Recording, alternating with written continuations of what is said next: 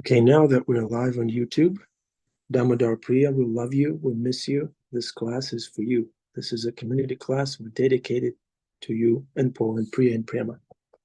Okay.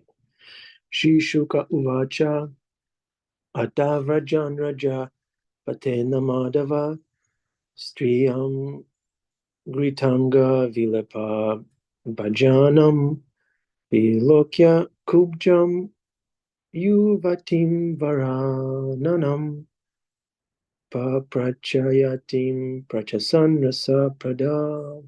Translation by and purport by the disciples of Srila Prabhupada. Shukadev Goswami said, as he walked down the king's road, Lord Madhava then saw a young hunchback woman with an attractive face who carried a tray of fragrant ointments as she walked along. The bestower of the ecstasy of love smiled and inquired from her as follows. Purport.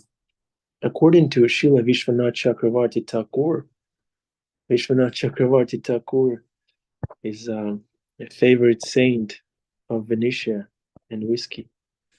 So according to him, the young hunchback girl was actually a partial expansion of Lord's wife, Satyabhama. Satyabhama is the Lord's internal energy known as Bhu Shakti. And this expansion of hers, known as Prithvi, represents the earth, which was bent down by the great burden of countless wicked rulers. Lord Krishna descended to remove these wicked rulers, and thus his pastime of straightening out the hunchback Trivakra, as explained in these verses, represents his rectifying the burdened condition of the earth. At the same time, the Lord awarded Trivakra a conjugal relationship with himself. In addition to the given meaning, the word rasa prada indicates that the Lord amused his cowherd boyfriends by his dealings with the young hunchback. Next verse, 1042:2, translation. Lord Krishna said, who are you, O beautifully thighed one? Oh, ointment, who is it for, my dear lady? Please tell us truthfully. Give us both some of your finest ointment, and you will soon gain a great boon. Purport. The Lord jokingly addressed the lady as Varoru, a beautifully thighed one. His joke was not malicious, since he was actually about to make her beautiful. Okay, we're now going to invoke auspiciousness. On Bhima Prabhu, he's driving very fast through the woods. I hope he's safe. Okay. Om Jnanatimirandasya Gyananjala Shalakaya Chakshurunmilitam Yenam Tasmai Shri Guruve Namaha. I was born in the darkness of ignorance, but my spiritual master is opening my eyes with the torchlight of knowledge. I offer my obeisances unto him again and again and again. So in that verse, in that prayer that we just recited, it may be translated as torchlight that is opening our eyes, but the actual word is ointment, with the ointment of love. So very relevant. So let's see, this all falls into place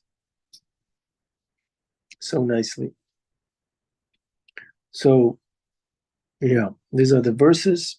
Krishna is offering the same choice that he offered to the washerman, and the washerman made the wrong choice, the wrong selection. Now let's see what this lady is going to do. And in the purport, it is said that Krishna straightening out her back represents him straightening out the burden of sinful activities that is bending the earth right now. So this is a very relevant verse. The earth seems to be trembling and going through some stuff. So let's see if these verses will help us understand how to view those things, what to do, and how to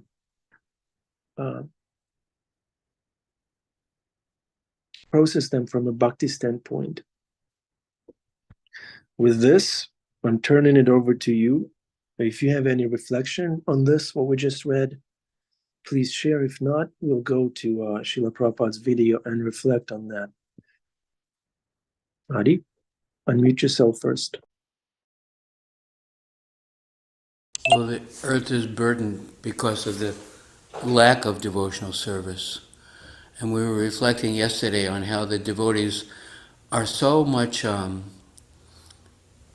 creative, even eccentric, in the way that they bring people that they meet to the point of devotional service.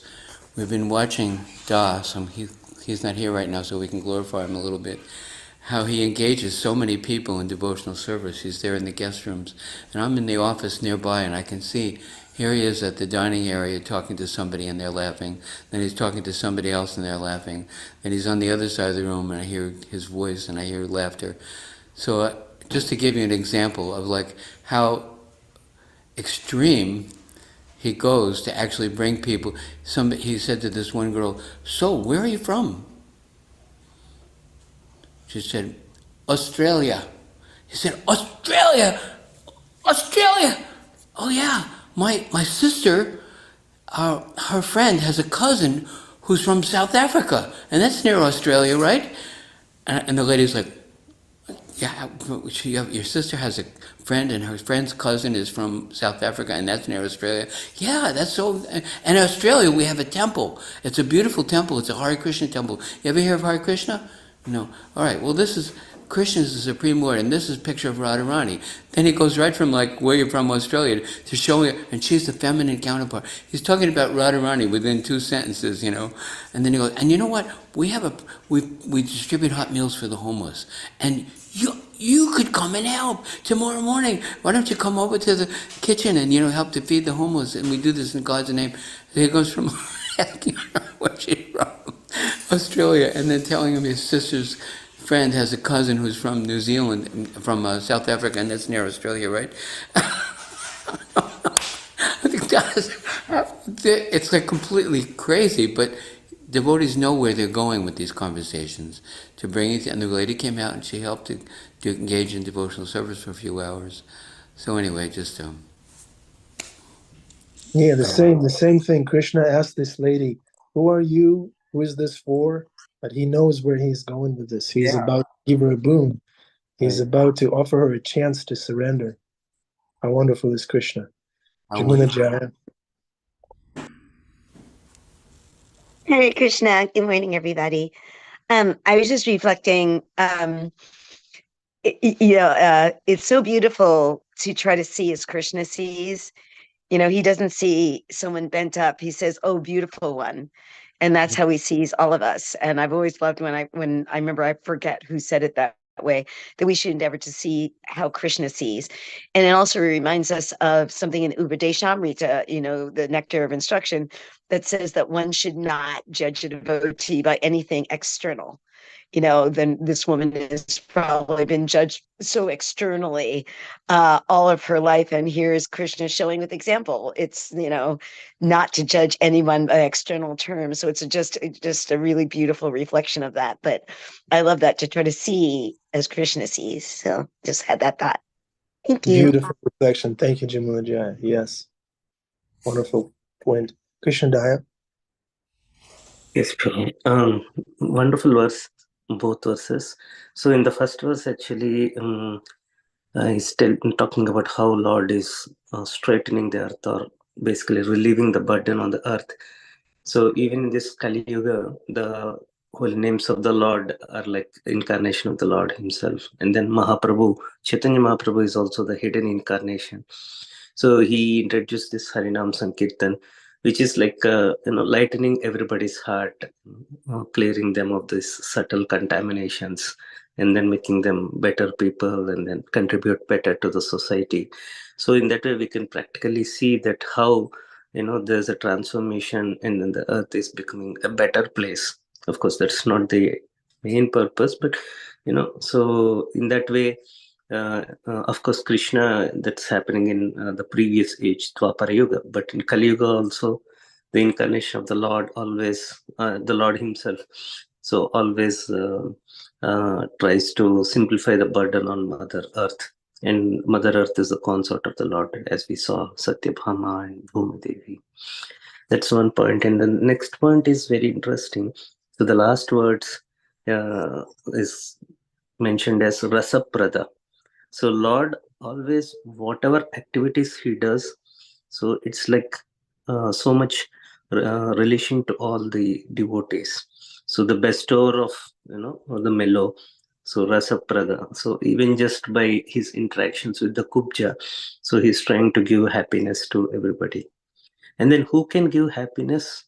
One who has happiness or one who has bliss. So there is a Vedic aphorism called Rasovai Saha. So one who is full of all mellow and then all bliss. So Lord is full of all that. So every moment in every action, whatever he does, he's trying to give that bliss to all of us. So that word is like something which we can meditate on. So each and everything, Lord is Rasaprada. Just seeing the Lord itself gives so much happiness. He has such a beautiful form. Going to Bhakti centers, in taking darshan, hearing about his activities, each and every thing is Rasaprada, the giving that bliss. Yeah. Thank you, Prabhu. Thank you so much. Thank you, Krishna Prabhu. Yeah, all the flavors are there in Krishna. He gives wisdom to Arjuna. He jokes around. He tricks. He teases his wife. He's got everything. All the flavors are there. Bhakti Devi. Hare Krishna. Yeah, I was just reflecting how the hunchback is a reminder of how when this beautiful earth is suffering, we're also suffering. And I just want to suggest that maybe today we all pray for Mother Earth. Hare Krishna. Thank you, Bhakti Devi. And let's pray for Mother Earth. And like Krishnadaya Prabhu said, Krishna gave us the process of relieving that burden, which is congregational chanting of the holy name. We did some in the morning with Adi. So that's a plus. So we're going to dedicate that to Mother Earth. And if you're in New York, chanting is every day by the grace of Ram Roy Prabhu and his crew. We encourage you to sign up for their WhatsApp group. It will tell you where the Harinam is happening on a given day, and then you can join. And they chant the Damodar Leela prayers during this month of Kartik. I wanted to come yesterday, but I missed them by a few minutes because it was starting to rain and they wrapped up. Okay. I hope Krishna sees my intention, despite all the hunchback qualities that I have. Thank you. Okay. So should we go to Prabhupada? Krishna Yes, Bhima says yes, yes. Okay, let's see if that works. Sometimes video will lag on Zoom. Let's see if it works. Prabhu, I was unable to find a Prabhupada video for 1042. It doesn't have to be for that particular verse. Oh, okay. Srila Prabhupada will bring the point home, from any, and it will connect. You'll see. Krishna will work his magic. All right. Here we go. All roads lead to Prabhupada. Yeah.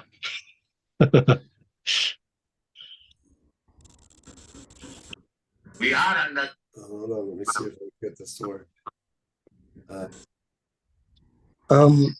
If you go to share and then share a website URL, then maybe we can see the video here through the sharing thing.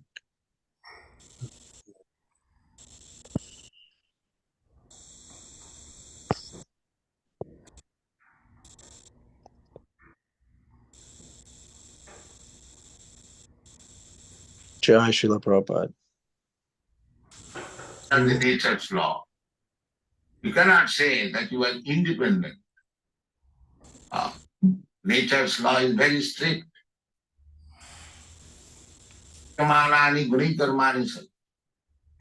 Nature's law just like fire. If you touch fire, it will burn. Even a child who is innocent, if the child touches the fire, it will burn. There is no excuse. You cannot say that the child is innocent. It does not know the effect of touching fire. He should be excused. No. Ignorance is no excuse. Especially, that is the state law. You cannot say, suppose you have committed some criminal act. If you plead, my Lord, I did not know that after doing this act, I have to suffer imprisonment. Say, excuse me, no, that will be no excuse. You know or not know the law. If you have acted like that, you might suffer. This is going on. So we don't believe in the next life just to avoid this consequence. But that will not excuse us. We have to accept a type of body. Otherwise, how? There are so many different types of body. What is the explanation? Why different forms of body, different stages of body, different standard of body? That is nature's law. Therefore, this human form of life should be properly utilized. Not simply engaged in sense gratification like cats and dogs. That is not very responsible life. Responsible life is that I have got this improved form of life than the cats and dogs, and I have got more intelligence than the cats and dogs. If I simply utilize it for 4 bodily necessities of life, 4 bodily necessities of life means we require some eating. The cats, dogs, human beings, or High Court judge or anyone, they require some eating. They require sleeping, apartment. So that is, cats and dogs can sleep without apartment. But the sleeping required. That is fact. Eating required. That is fact. And sex life. That is also fact. And defense. That is also fact.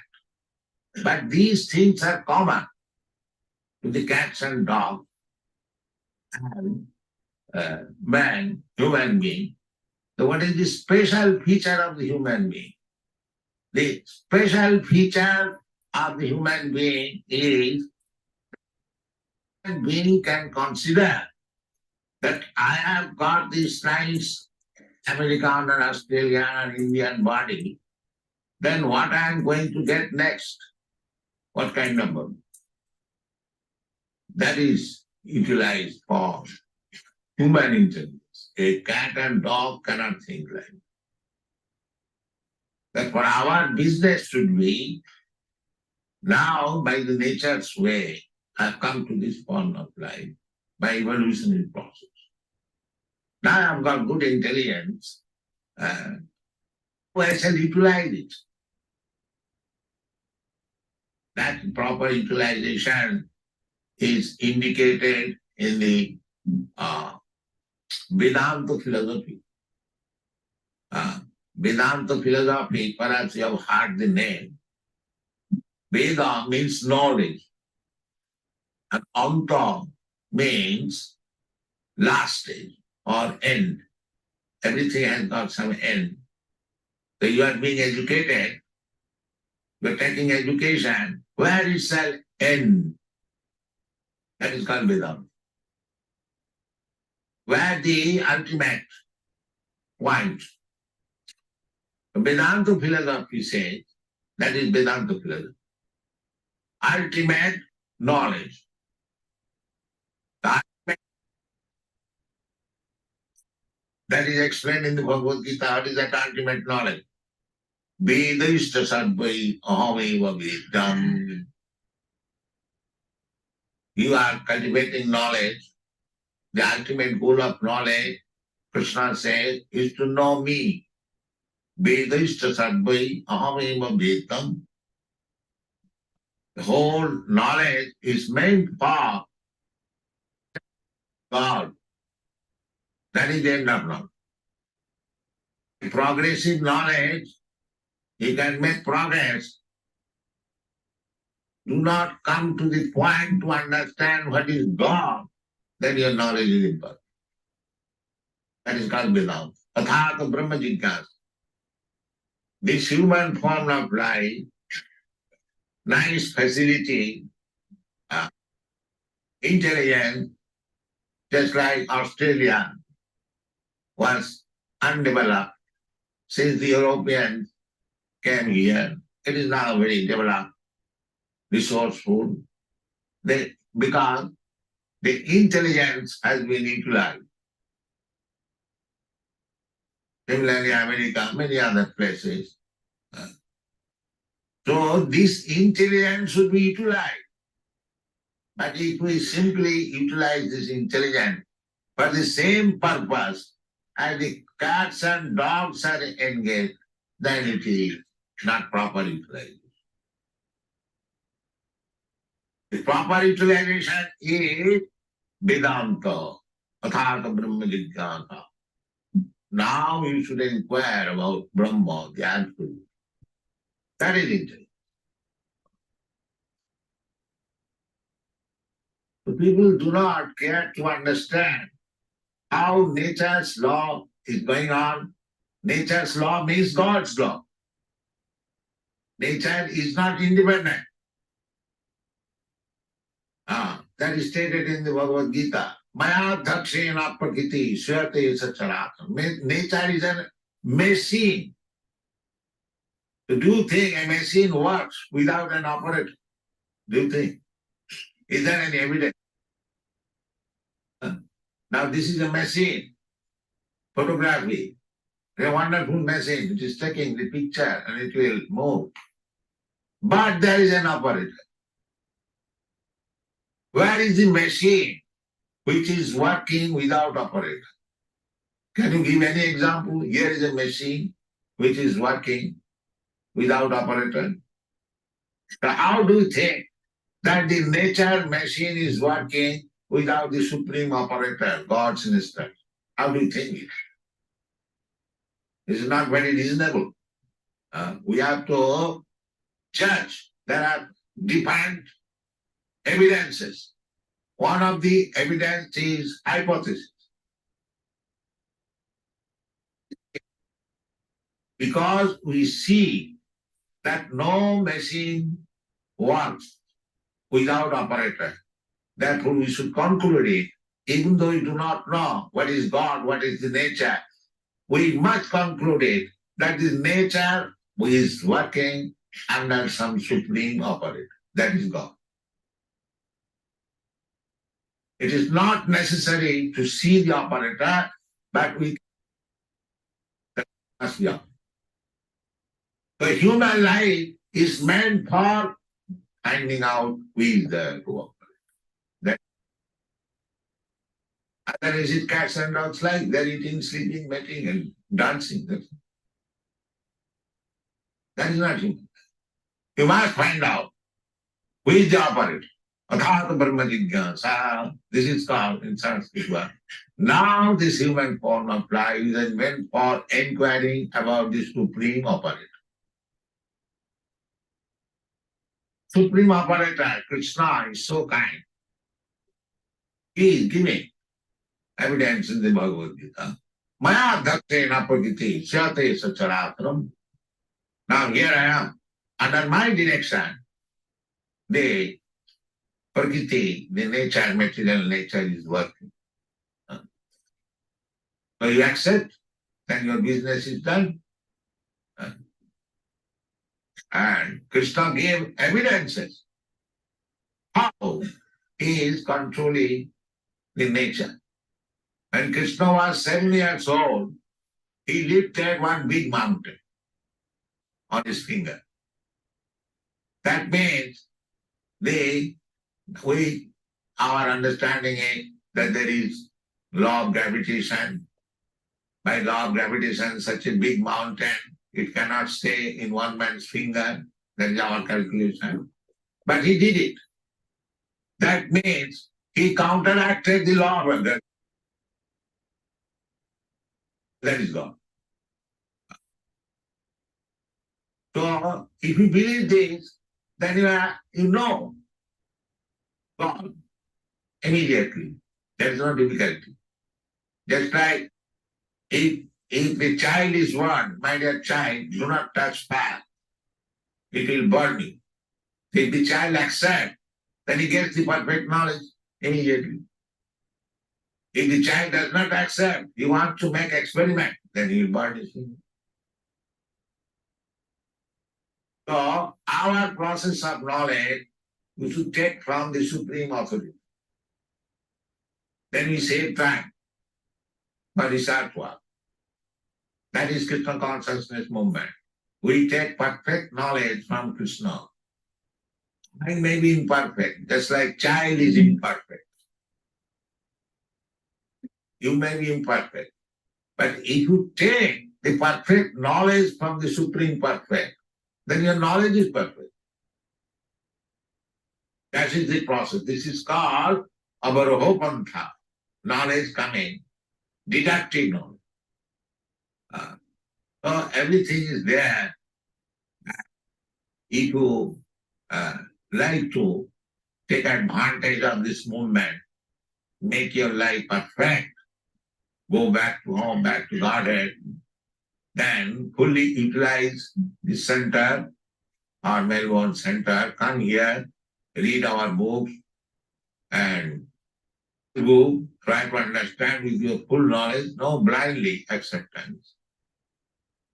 There is reason, there is argument, there is philosophy, there is science, everything is there. Accept that simply by chanting I shall realize, that is also both ways. If you accept this simple process, the chant Hare Krishna and realize God, that is also fact. And if you think what is this nonsense chanting Hare Krishna, then you remove. Both ways you are prepared. Come and take advantage of this movement. Thank you very much.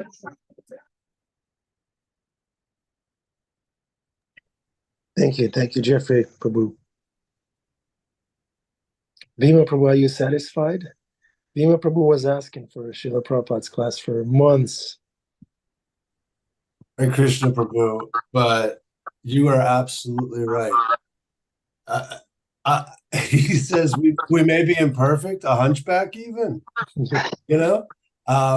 But if we take perfect knowledge, then our consciousness can be perfect. That's right. So give the ointment to Krishna. Yeah. Hare Krishna. Thank you, Prabhu. Thank you, Prabhu.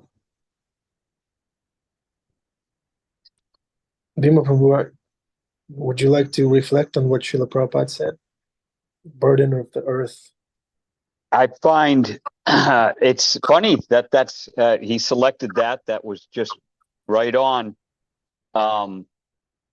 I wish I could remember some of the things that right off the bat what Prabhupada was saying, but one thing I can reflect upon is that when you listen to Prabhupada, there is that full frequency of confidence, of surety in Krishna and in Krishna's laws and in the Vedic knowledge. When he speaks, the authority is commanded through his voice.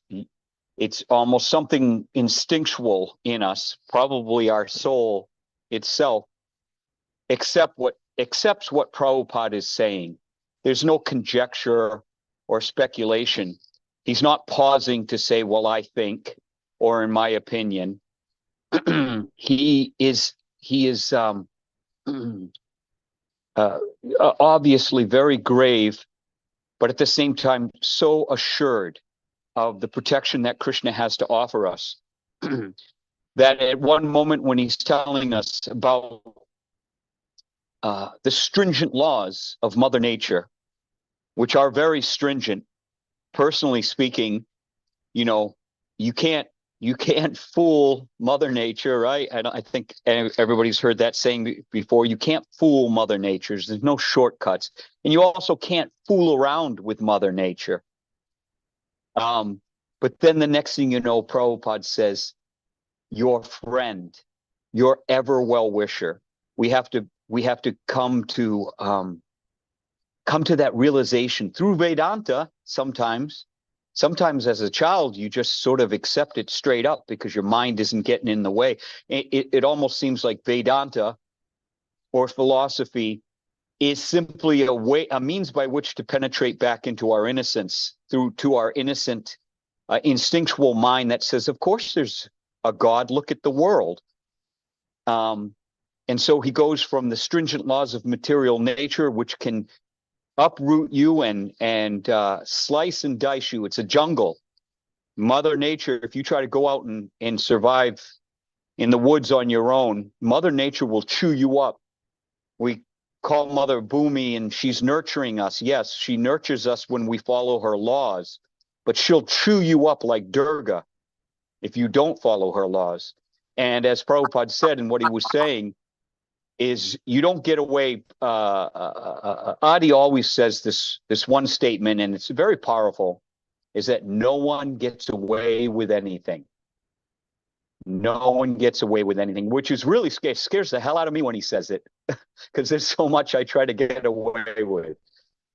But then Prabhupada, in a moment, he turns to the loving kindness of Krishna, that Vedanta wields and wends its way through our mind and brings us to Atato Brahma Jigyas, that not only are we spirit souls, but that we're part and parcel of Krishna, and that Krishna, because we are part and parcel of him, his children, that he is our ever well-wisher, and that he will always take care of us and protect us from our own sinful nature. And I'll just end this here. I was amazingly enough listening to Prabhupada's short nectar videos, where they only take like a minute of what Prabhupada is saying. And I can't remember, a devotee was asking Prabhupada, or reading off a question from the audience. We have been sinning for many lifetimes. Is it going to take many lifetimes to relieve us from our sinful reactions? And Prabhupada interrupted him right before he finished. Is it going to take many lifetimes to relieve us from and Prabhupada said, 1 minute. This is Krishna consciousness. And then he says, haven't you been reading the Bhagavad Gita? He said, Sarvadharma pravitya mamikam saranam vraja. Says, Krishna says, just surrender unto me and I will relieve you from all sinful reactions.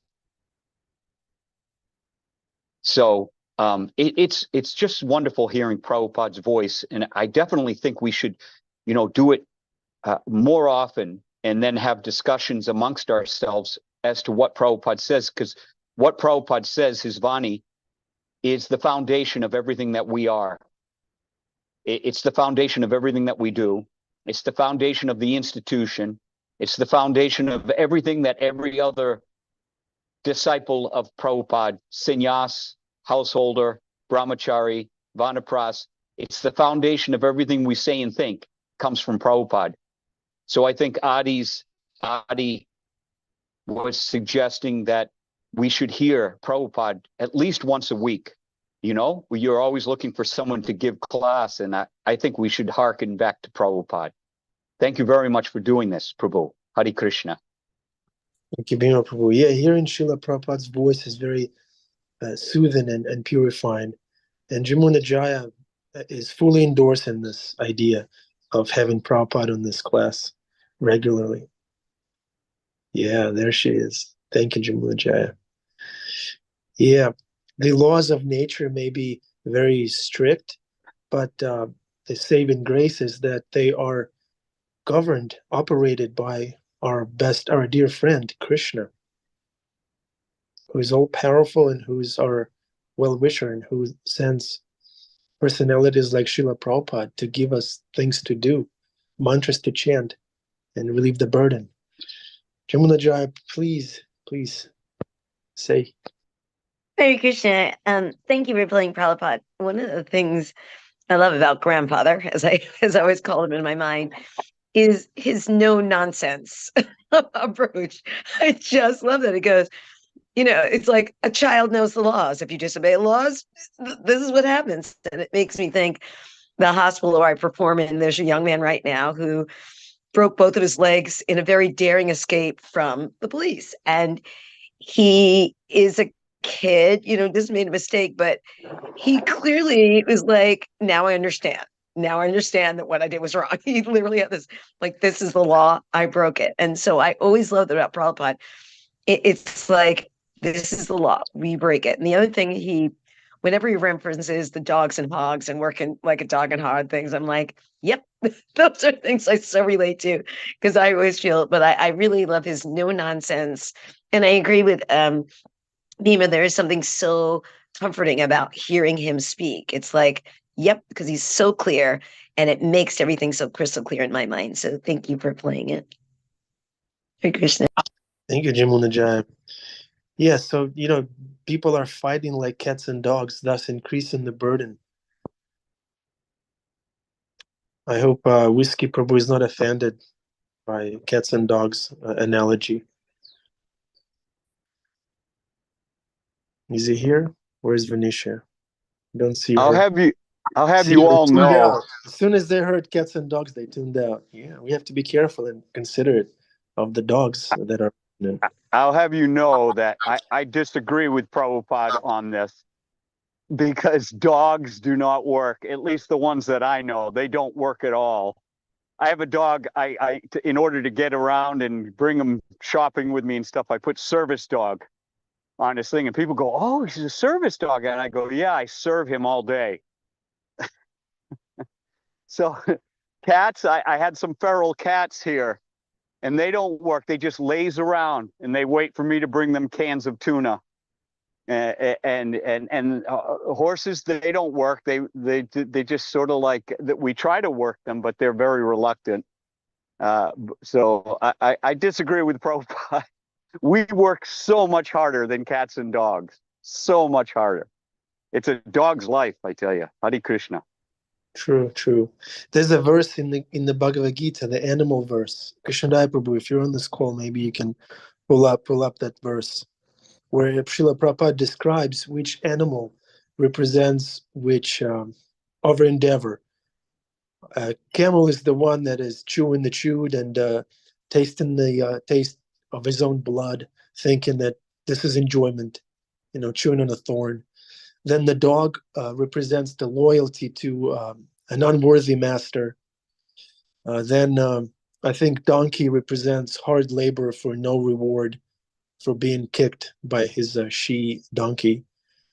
Something like that. There's a nice verse by Prabhupada, very heavy verse, which should be taken in a mature manner. Okay. So it's almost darshan time. We can take one more reflection.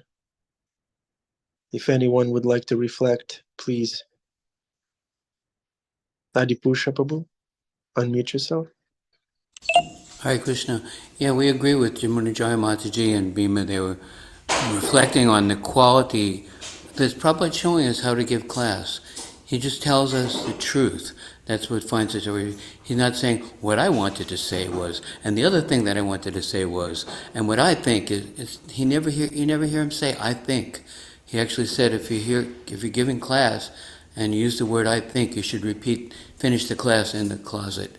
Finish that sentence in the closet. So we're trying to emulate and follow in the footsteps of Srila Prabhupada for Krishna's pleasure. That we say, Scripture says this, Prabhupada said that, and when we make a statement, we back it up by Shastra. And there might be somebody, what they think might be in accord with Scripture, or maybe not, but we're not taking credit for what we have to say. We're only we're carrying the message. We're not the source of the message. We didn't create it, and we're not going to distort it. We want to present it as it is. And I find that very satisfying. I can relax and just listen to what Prabhupada has to say, because it's clear and authoritative, and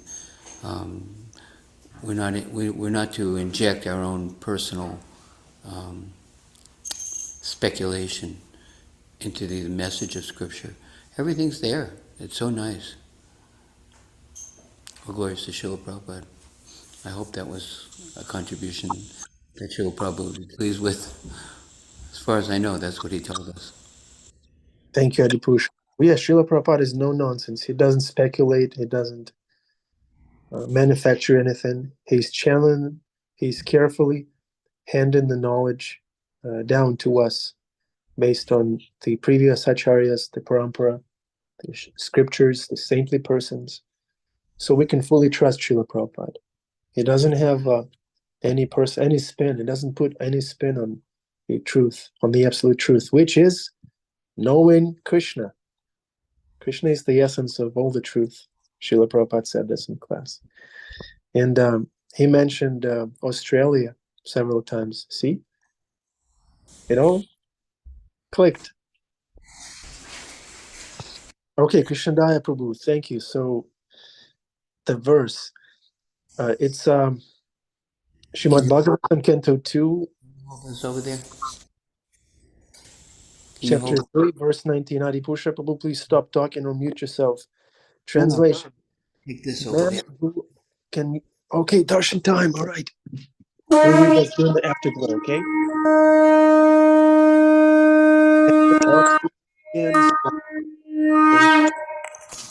Jaya, yes, thank you.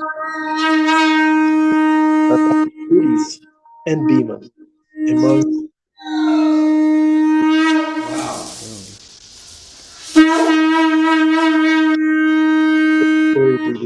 Bhima, Krishna will give you a boom. He'll give you big thighs and big breasts, as in the.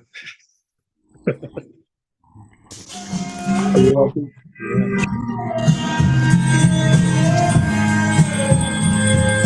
Angel, this is so that the people can see Krishna.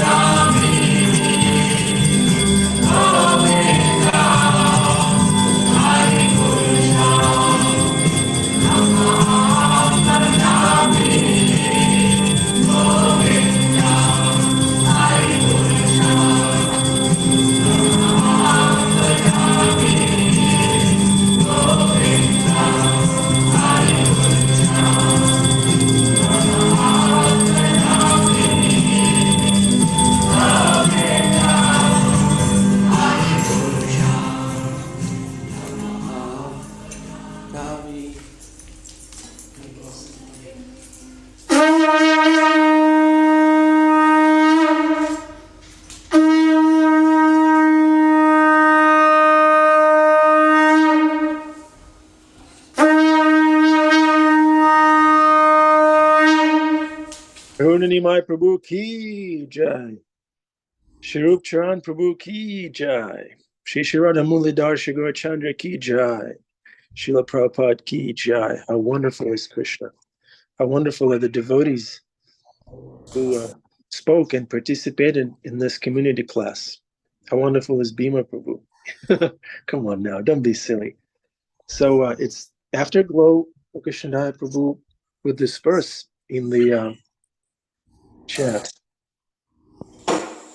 It's Canto 2, Chapter 3, Verse 19, translation by Srila Prabhupada. Men and women who are like dogs, hogs, camels, and asses, praise those men and women who never listen to the transcendental pastimes of Lord Sri Krishna, the deliverer from evils. That's our verse today, dear devotees, right? We spoke about that. So let's all engage in chanting Hare Krishna, serving, glorifying Krishna, thus relieving the burden. And Krishna will give us a wonderful boon of Krishna consciousness. And it's available. It only takes 1 minute, Srila Prabhupada says. 1 minute, and the boon is yours. Right? Jamuna Jaya is having her boon. Look at her. Yeah. Okay. Would anyone else like to say anything? Any closing remarks?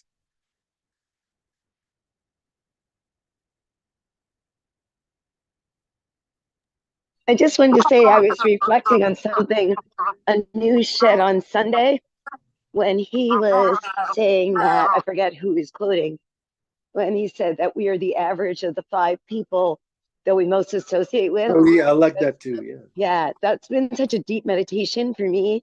So I've really been thinking about that. And I'm really so happy that the people I associate regularly are all the people on this call because we're all together.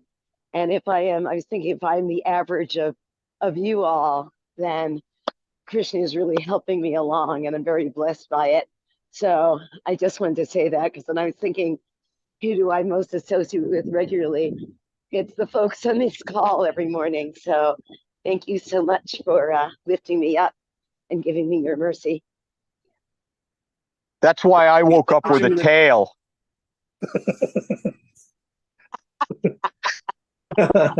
I woke up this morning and I had a tail. we will all wake up with a tail because we're the average of you being the giant. I thought of this morning class also. So we're so glad that Srila Prabhupada gave us this morning class program. All right. Thank you very much, everybody. Have a wonderful day. Give it to Krishna. Receive your boon. Come again tomorrow. The boon gets renewed every morning. It's a new boon. Hare Krishna.